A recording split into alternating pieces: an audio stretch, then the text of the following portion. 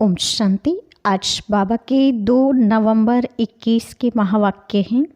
मुरली का टाइटल है मीठे बच्चे, तुम्हें मनसा वाचा कर्मणा एक्यूरेट बनना है क्योंकि तुम देवता से भी उच्च ब्राह्मण चोटी हो। प्रश्न, सबसे गुप्त और महीन बात कौन सी है जो बच्चे भी मुश्किल ही समझ सकते हैं? उत्तर, श्री बाबा और ब्रह्मा बाबा का भेद समझना ये सबसे गुप्त और महीन बात है। इसमें कई बच्चे मूंझ जाते हैं। यह राज स्वयं बाप बतलाते हैं कि मैं सवेरे सवेरे इस तन द्वारा तुम बच्चों को पढ़ाता हूँ, बाकी ऐसे नहीं कि मैं कोई सारा दिन इन पर सवारी करता हूँ। ओम शांति। रूहानी बाप रूहानी बच्चों को समझाते हैं। बच्चे कौन हैं? ब्राह्मण। यह कभी भूलो मत कि हम ब्राह्मण हैं, देवता बनने वाले हैं। वर्ण को भी याद करना होता है। यहाँ तुम आपस में ब्राह्मण ही ब्राह्मण हो। ब्राह्मणों को बेहद का बाप पढ़ाते हैं। यह ब्रह्मा नहीं पढ़ाते हैं, शिव बाबा पढ़ाते हैं। ब्रह्मा द्वारा ब्राह्मणों को ही पढ़ाते हैं। शूद्र से ब्राह्मण बनने बिना देवता बन नहीं सकते। वर्षा तो शिव बाबा से मिलता है। शिव बाबा तो सभी का बाप हैं। इस ब्रह्मा को ग्रैंडफादर कहा जाता है। लौकिक बाप तो सबको होते ही हैं। पारलौकिक बाप को भक्ति मार्ग में याद करते हैं। अब तुम बच्चे समझते हो, यह अलौकिक बाप हैं जिसको कोई नहीं जानते हैं। बल ब्रह्मा का मंदिर है। यहाँ भी प्रजापिता आदिदेव का मंदिर है। उनको महावीर भी कहते हैं, कोई दिल वाला भी कहते हैं, परंतु वास्तव में दिल लेने वाला है शिव बाबा, न कि ब्रह्मा। सभी आत्माओं को सदा सुखी करने वाला, खुशी देने वाला एक ही बाप है। यह भी सिर्फ तुम बच्चे ही जानते हो। दुनिया में तो मनुष्य कुछ नहीं जानते। हम ब्राह्मण ही शिव बाबा से वर्षा ले रहे हैं। तुम भी घड़ी घड़ी भूल जाते हो। याद है बड़ी सहज। योग अक्षर सन्यासियों ने रखा है। तुम तो बाप को याद करते हो। योग तो कॉमन अक्षर हैं। इनको योग आश्रम भी नहीं कहेंगे। बच्चे और बाप बैठे हैं। बच्चों का फ़र्ज़ है बेहद के बाप को याद करना। हम ब्राह्मण हैं, दादे से वर्षा लेते हैं ब्रह्मा द्वारा, इसलिए शिव बाबा कहते हैं जितना हो सके याद करते रहो। चित्र भी भल याद रखो, याद तो रहेगी। हम ब्राह्मण हैं, बाप से वर्षा लेते हैं। ब्राह्मण कब अपनी जाति को भूलते हैं क्या? तुम शूद्रों के संग में आने से ब्राह्मण पना भूल जाते हो। ब्राह्मण तो देवताओं से भी ऊंच हैं क्योंकि तुम ब्राह्मण नॉलेजफुल हो। भगवान को जानी जाननहार कहते हैं ना। इसका अर्थ यह नहीं कि सबके दिल में क्या है वह बैठ देखता है, नहीं। उनको सृष्टि के आदि मध्य अंत की नॉलेज है। वह बीज रूप हैं। बीज झाड़ के आदि मध्य अंत को जानते हैं। तो ऐसे बाप को बहुत बहुत याद करना है। इनकी आत्मा भी उस बाप को याद करती हैं। वह बाप कहते हैं, यह ब्रह्मा भी मुझे याद करेंगे तब यह पद पाएंगे। तुम भी याद करेंगे तो पद पाएंगे। पहले पहले तुम बिना शरीर यानी कि अशरीरी आए थे, फिर अशरीरी बनकर वापस जाना है। और सब देह के संबंधी तुमको दुख देने वाले हैं। उनको क्यों याद करते हो जबकि मैं तुमको मिला हूँ? मैं तुमको नई दुनिया में ले जाने आया हूँ। वहाँ कोई दुख नहीं है। वह है ही देवी संबंध। यहाँ पहले दुख होता है स्त्री और पुरुष के संबंध में, क्योंकि विकार बनते हैं। तुमको मैं अब इस दुनिया के लायक बनाता हूँ जहाँ विकार की बात नहीं रहती। यह काम महाशत्रु गाया हुआ है जो आदि मध्य अंत दुख देते हैं। क्रोध के लिए ऐसे नहीं कहेंगे कि यह आदि मध्य अंत दुख देते हैं, नहीं। काम को जीतना है, वही आदि मध्य अंत दुख देते हैं, पतित बनाते हैं। पतित अक्षर विकार पर पड़ता है। इसे दुश्मन पर जीत पानी है। तुम जानते हो हम सतयुग के देवी देवता बन रहे हैं। जब तक यह निश्चय नहीं तब तक कुछ पा नहीं सकेंगे। बाप समझाते हैं बच्चे को मनसा वाचा कर्मणा एक्यूरेट बनना है। मेहनत है। दुनिया में यह किसको भी पता नहीं कि तुम भारत को स्वर्ग बनाते हो। आगे चलकर समझेंगे। चाहते भी हैं वन वर्ल्ड, वन राज्य, वन रिलीजन, वन भाषा हो। तुम समझा सकते हो। आज से 5000 वर्ष पहले एक राज्य एक धर्म था जिसको स्वर्ग कहा जाता है। रावण राज्य, राम राज्य को कोई जानते नहीं है। तुम भी नहीं जानते थे। अब तुम स्वच्छ बुद्धि बने हो।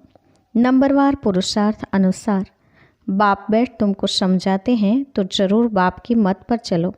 बाप कहते हैं पुरानी दुनिया में रहते कमल फूल समान पवित्र रहो, मुझे याद भी करते रहो। बाप आत्माओं को समझाते हैं, आत्माओं को ही पढ़ाने आया हूँ इन आर्गन्स द्वारा। यह तो पुरानी छीछी दुनिया, छीछी शरीर है। तुम ब्राह्मण पूजा के लायक नहीं हो, गायन लायक हो, पूजन लायक देवताएं हैं। तुम श्रीमत पर विश्व को स्वर्ग बनाते हो, इसीलिए तुम्हारा गायन है, पूजा नहीं हो सकती। गायन जरूर ब्राह्मणों का है, न कि देवताओं का। बाप तुमको ही शूद्र से ब्राह्मण बनाते हैं। देवताओं की आत्मा और शरीर दोनों पवित्र हैं। अब तुम्हारी आत्मा पवित्र होती जाती है, शरीर पवित्र नहीं है। अब तुम ईश्वर की मत पर भारत को स्वर्ग बना रहे हो। तुम भी स्वर्ग के लायक बन रहे हो। सतोप्रधान जरूर बनना है। सिर्फ तुम ब्राह्मण ही हो जिसको बाप बैठ पढ़ाते हैं। ब्राह्मणों का झाड़ वृद्धि को पाता रहेगा। ब्राह्मण जो पक्के बन जाएंगे वही जाकर देवता बनेंगे। यह नया झाड़ है। माया के तूफान भी लगते हैं, सतयुग में कोई तूफान नहीं लगेगा। यहाँ माया बाबा की याद में रहने नहीं देती हैं। हम जानते हैं बाबा की याद से ही तमोप्रधान से सतोप्रधान बने हैं। सारा मदार है याद पर। भारत का प्राचीन योग भी मशहूर है ना। विलायत वाले चाहते हैं प्राचीन योग आकर कोई सिखाए। अब योग दो प्रकार का है, एक है हठ योगी, दूसरे हैं राजयोगी। तुम हो राजयोगी। वह तो बहुत दिन से चले आते हैं। राजयोग का अब तुमको पता पड़ा है। सन्यासी क्या जाने राजयोग से। बाप ने आकर बताया है, राजयोग मैं ही आकर सिखाता हूँ। कृष्ण तो सिखला न सके। यह भारत का ही प्राचीन योग है। सिर्फ गीता में मेरे बदले कृष्ण का नाम डाल दिया है। कितना फ़र्क हो गया है। शिव जयंती होती है तो तुम्हारे वैकुंठ की भी जयंती होती है, जिसमें कृष्ण का राज्य है। तुम बच्चे जानते हो शिव बाबा की जयंती है तो गीता की भी जयंती है, वैकुंठ की भी जयंती हो रही है। तुम पवित्र बन जाएंगे। कल पहले मुआफिक स्थापना हो रही है तो शिव बाबा की जयंती स्वर्ग की जयंती। बाबा ही आकर स्वर्ग की स्थापना करते हैं। अब बाप कहते हैं मुझे याद करो। याद न करने से माया कुछ न कुछ विकर्म करा देती हैं। याद नहीं किया और लगी चमाट। याद में रहने से चमाट नहीं खाएंगे, यह बॉक्सिंग होती है।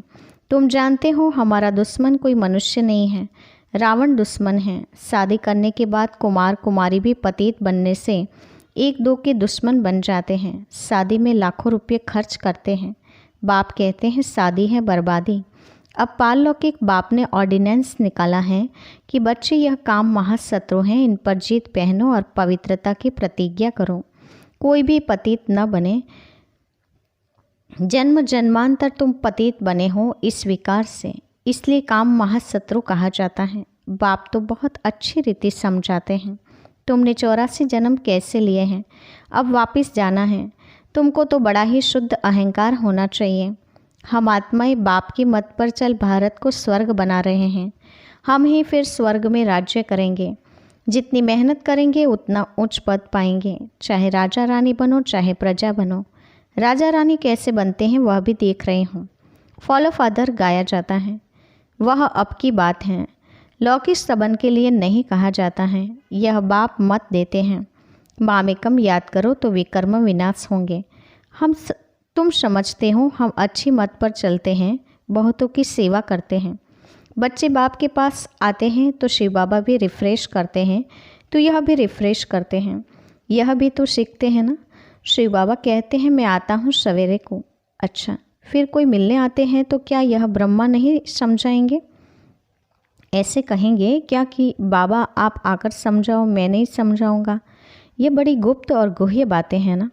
मैं तो सबसे अच्छा समझा सकता हूँ। तुम ऐसे क्यों समझते हो कि शिव बाबा ही समझाते हैं?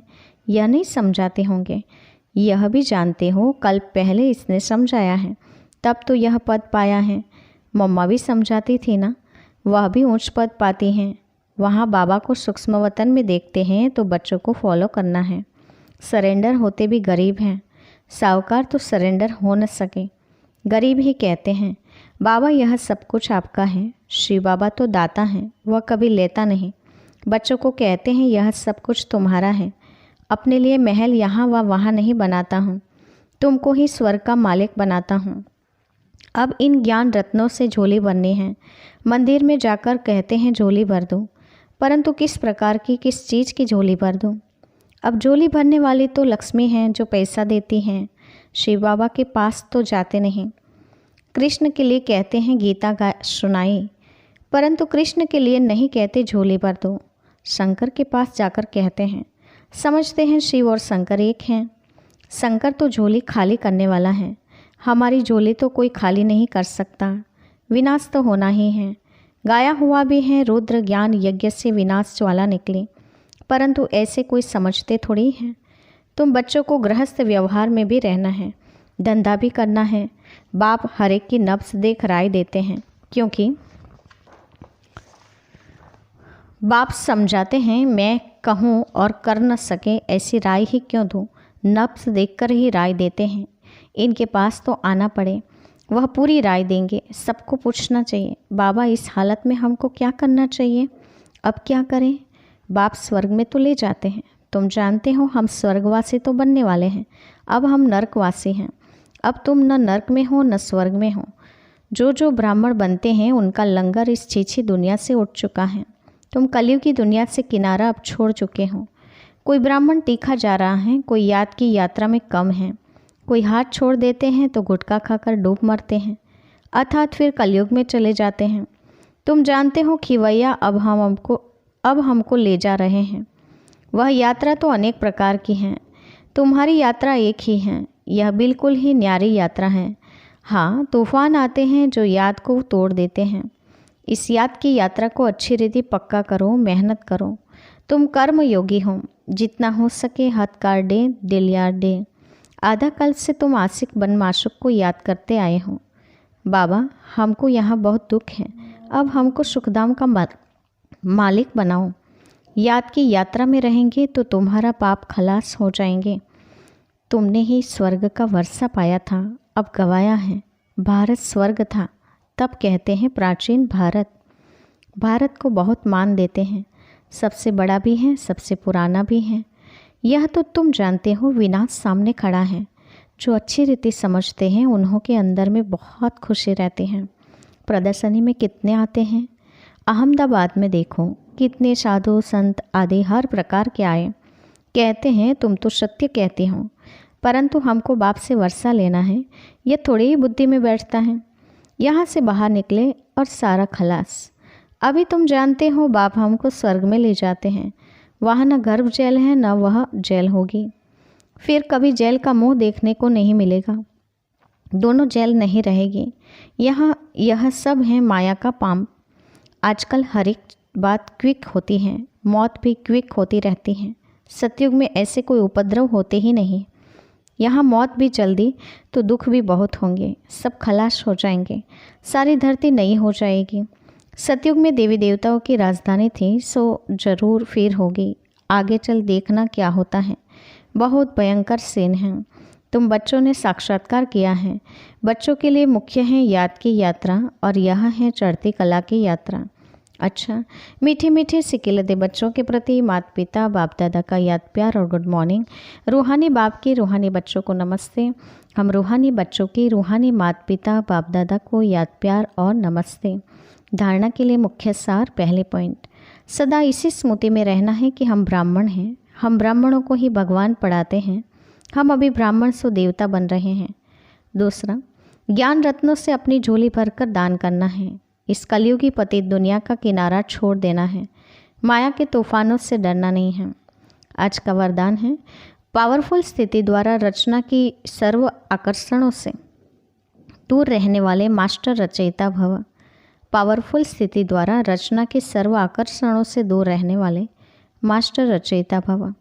वरदान का विस्तार है, जब मास्टर रचयिता मास्टर नॉलेजफुल की पावरफुल स्थिति व नशे में स्थित रहेंगे तब रचना की सर्व आकर्षणों से परे रह सकेंगे, क्योंकि अभी रचना और भी भिन्न भिन्न रंग ढंग रूप रचेगी।